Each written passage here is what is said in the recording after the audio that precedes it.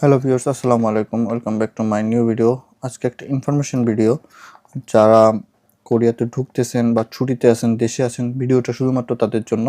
কারণ কিছুদিন আগে বইসেল একটা পোস্ট ছিল, যারা 1 জুলাইয়ের পর কোরিয়াতে ঢুকবে তাদের কিউআর কোড বানিয়ে নিয়ে ঢুকতে হবে। এই জিনিসটা নিয়ে অনেকেই প্যারা খাচ্ছেন। সো আমি বলি কি, আমি আমি আমার আসার অভিজ্ঞতা থেকে বলতেছি, যারা আসবেন এই জিনিসটা নিয়ে প্যারা খাওয়ার কোনো কারণ নেই। কারণ অনেকেই কিউআর কোড বানাইতে পারতেছেন না, কীভাবে বানাবেন সেইটাও জানেন না।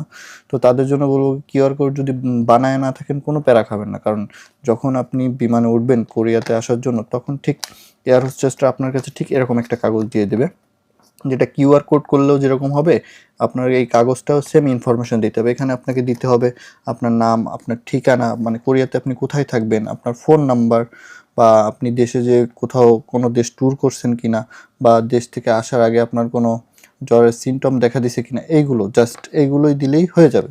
এখানে ইংলিশেও করা আছে, আবার কোরিয়ান ভাষায়ও লেখা আছে। সো আপনি ইজিলি বুঝে যাবেন। সো এই জিনিসটা নিয়ে প্যারা খাওয়ার কোনো কারণ নাই। যারা কিউআর কোড বানান নাই, না পারলে বানায়েন না। কারণ কি, বিমানে উঠে আপনি ঠিক এরকম একটা কাগজ পেয়ে যাচ্ছেন।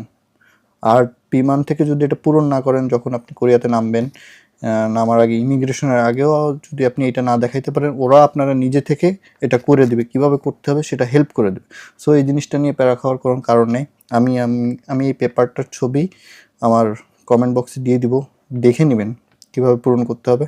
তো সবাই আসার আগে সাথে একটা করে কলম রাখবেন অবশ্যই। কারণ কলম না হলে আপনি বিমানে আপনাকে কলম দেবে না, জাস্ট পেপারটাই দিবে।